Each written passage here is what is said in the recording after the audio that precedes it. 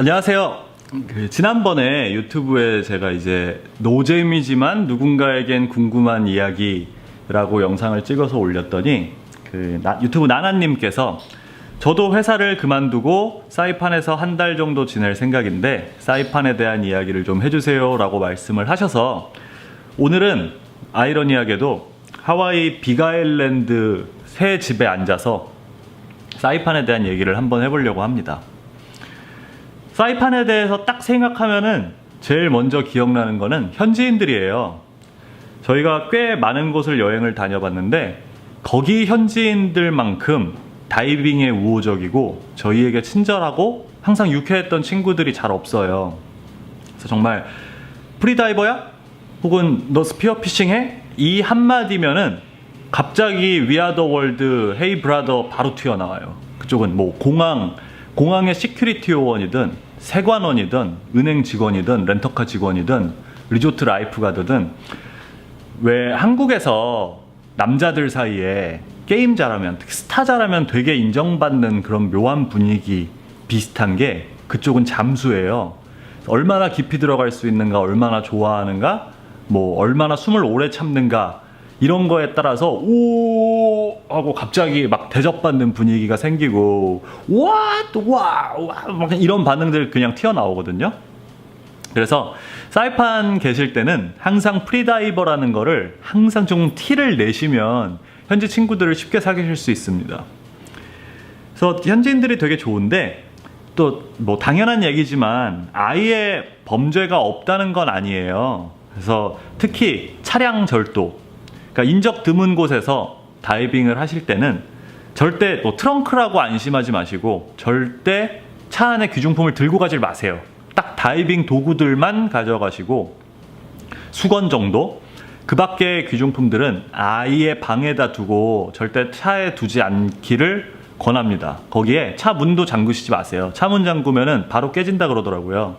그래서 저희는 당해보진 않았는데 이제 현지 친구들이랑 아침 새벽 일찍 다이빙을 가거나 그럴 때는 뭐 친구가 자기 친구를 한 명 더 데려와가지고 저희 차를 지켜준다거나 혹은 아예 친구 차를 타고 가서 창문 다 열어두고 차에 아무것도 안 놔두고 차 문도 안 잠궈두고 그냥 방치해두는 게 오히려 그 파손이나 도난을 막을 수 있는 방법입니다.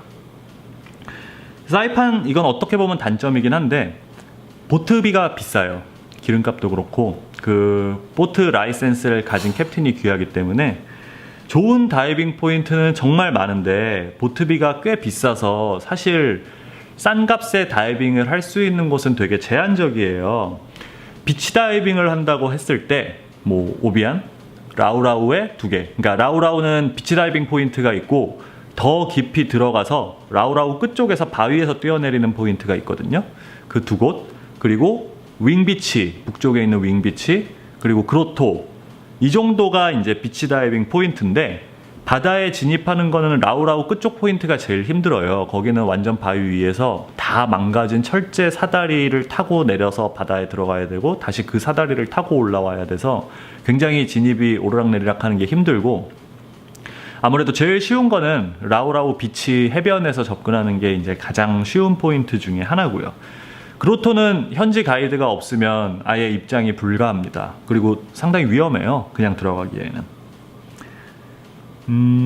저희만 아는 포인트가 하나 있어요. 이거는 다이빙 포인트는 아니고 그냥 산책 같은 느낌, 바닷속을 산책하는 느낌인데 처음에 이제 제 여자친구가 다이빙을 되게 못할 때 좀 얕은 곳에서부터 많은 걸 경험하기 위해서 좀 바다에 익숙해지기 위해서 제가 한번 찾아본 포인트인데 파우파우 비치라고 북쪽에 있거든요.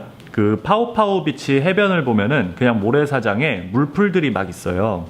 근데 그 모래사장의 물풀들을 지나서 쭉 한 몇백 미터 정도 이상을 계속 헤엄쳐 나가면은 정말 예쁜 산호초지대가 나옵니다. 정말 예뻐요. 거기는 제가 어디에서도 본 적이 그런 지형과 그런 산호들과 그런 경관은 본 적이 없다고 생각할 만큼 예쁜 곳이 있어요.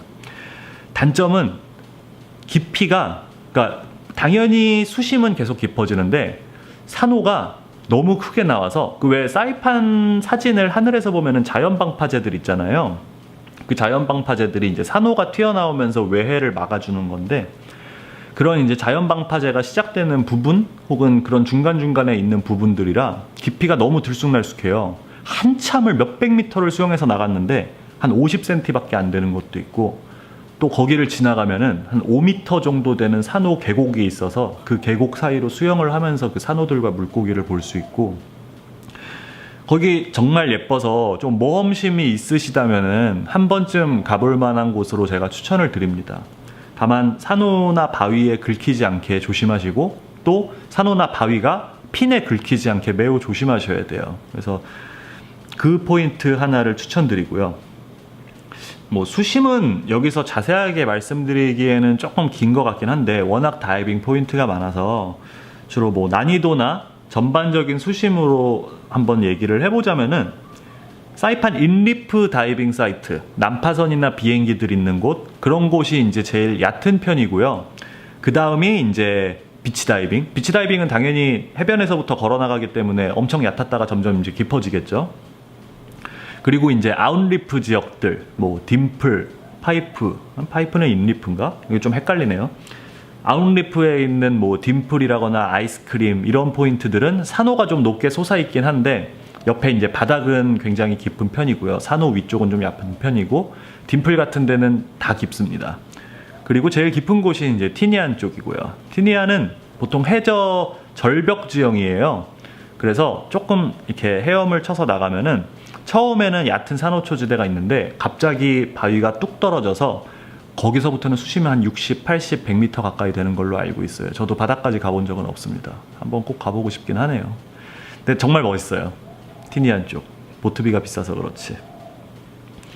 사이판에 있으시면 스피어피싱을 한번 해보시면 좋을 것 같아요. 나중에 따로 필요하시다면은 제가 스피어피싱을 하는 친구들을 소개시켜 드릴 수 있는데, 뭐 그 친구들이 장비도 다 있고 경험도 충분하고, 심지어 잡은 물고기를 그 다듬어서 주기까지 하기 때문에 그 친구들이랑 아마 다이빙을 가시면 굉장히 편할 거예요. 스피어피싱 하실 거면은 패러피쉬만 잡으시기를 권해드립니다. 일단 크기도 그렇고 맛도 제일 좋아요. 그 트리거피쉬 종류들은 좀 순하고 멍청해서 3초 후에 무슨 일이 있을 줄 몰라서 막 알짱알짱 헤엄치고 막 둥둥 떠 있는데, 얘네들은 크기도 작고 별로 맛도 없고 손질하기도 되게 힘들어요. 껍질이 가죽처럼 좀 질기고 두꺼워서 이런 애들은 잡지 마시고 패러피쉬만 잡아서 드시기를 권해드립니다. 회도 맛있고 버터 발라가지고 구워 드셔도 맛있고 어떻게 요리해도 다 맛있습니다. 패러피쉬는. 사이판의 생활, 물가? 생활? 다 좋은데 은근히 물가가 비싸요. 뭐 아시겠지만 신선한 야채나 과일은 비싸기도 비싸고 거의 잘 없습니다. 구하기도 힘들어요. 소고기도 미국치고는 굉장히 비싼 편이에요. 그리고 집값, 집 퀄리티에 비해서 집값도 되게 비싸고 집도 많이 낡았고요. 사이판 집에서는 그래도 그렇게 막 큰 벌레가 들어오거나 이런 경험은 없었어, 그지? 벌레 같은 거는 특별히 걱정하지 않으셔도 될 것 같은데, 수돗물이 그렇게 깨끗하지 않아요. 조금 석회질이라 컵 설거지 하고 난 다음에 좀 허연게 말라붙는 편이라 요리하실 때 물은 사 드시는 게 좋습니다. 이제 장점 중에 하나는 그런 한국, 미국, 일본 스타일 그 개성이 뚜렷한 마트들이 다 있어요. 그래서 예를 들어서 뭐 조텐 미국 스타일, 히마와리 일본 스타일, 99센트 마트 한국 스타일. 그래서 원하시는 식재료, 원하시는 조리 뭐 물품을 구하실 때는 각 스타일에 맞는 마트에 가시면은 이제 각국의 이제 그런 스타일에 맞는 요리 도구들과 이제 요리 재료들, 양념들이 다 구비되어 있어서 참고하시면 좋을 것 같습니다.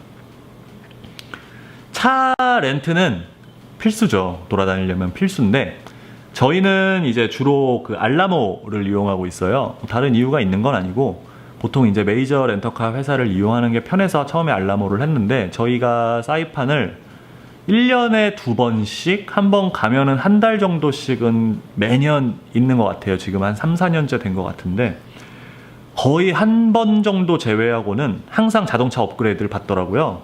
저희는 그냥 일반 승용차로 했는데, 저희가 보통 타고 다니는 차는 다 이제 미드 사이즈 SUV, 뭐 닛산 로그라던가 이런 차량으로 업그레이드를 되게 쉽게 받아서 계속 좀 이용을 하는 것 같아요. 차의 퀄리티, 그러니까 차가 얼마나 새 거냐는 좀 그때그때 이제 운에 따라서 다르긴 한데, 차가 스크래치가 많고 찌그러진 데가 있다고 해서 무조건 안 좋은 건 아닌 게, 그만큼 차 검사, 반납할 때 차 검사를 엄격하게 안 해요. 그래서 만약에 그쪽에서 문제 제기를 한다고 하더라도 뭐 미리 사진을 찍어뒀거나 원래 이랬다, 혹은 뭐 사진 찍어둘 필요도 없이 이거 원래 차 이런 거 줘놓고선 니네 그렇게 하면 어떡하냐 라고 얘기를 해도 뭐 그냥 오케이 하고 이제 그냥 넘어갈 정도로 그냥 관리가 좀 널널하더라고요. 그래서 저희는 항상 이제 알라모 렌트카를 이용하고 있고, 뭐 사이판 전반적인 운전 매너는 아주 좋은 편입니다. 뭐 원래 좀 미국이 운전 매너가 좋은 편이긴 한데 여기 하와이는 전혀 아니거든요. 저 여기 처음에 와가지고 운전할 때 부산인 줄 알았어요. 진짜 과속에 뭐 신호 위반까지는 아니어도 막 끼어들고, 깜빡이 안 켜고 막 끼어들고, 아무도 속도 제한 지키지도 않고, 하와이는 운전 되게 험하게 하더라고요. 근데 사이판은 정말 운전 매너 좋습니다. 또 뭐가 있을까요?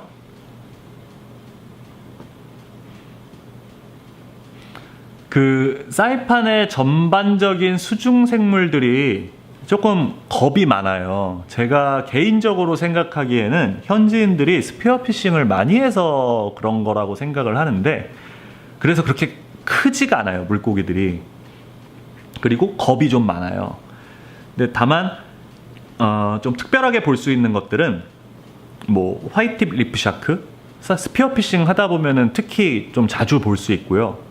돌고래들, 보트 다이빙 티니안 쪽으로 나가실 때는 거의 한 번씩은 꼭 배 주위에 와서 헤엄치는 돌고래들 볼 수 있고요. 그리고 뭐 이글레이도 되게 흔한 편이고, 거북이도 꽤 많습니다. 근데 다 좀 겁이 많아요. 저희 같은 경우에 물속에서 한 번 돌고래를 만난 적이 있어요. 티니안에서 저희끼리 다이빙을 하는데 돌고래 떼가 바로 옆을 이렇게 지나가더라고요.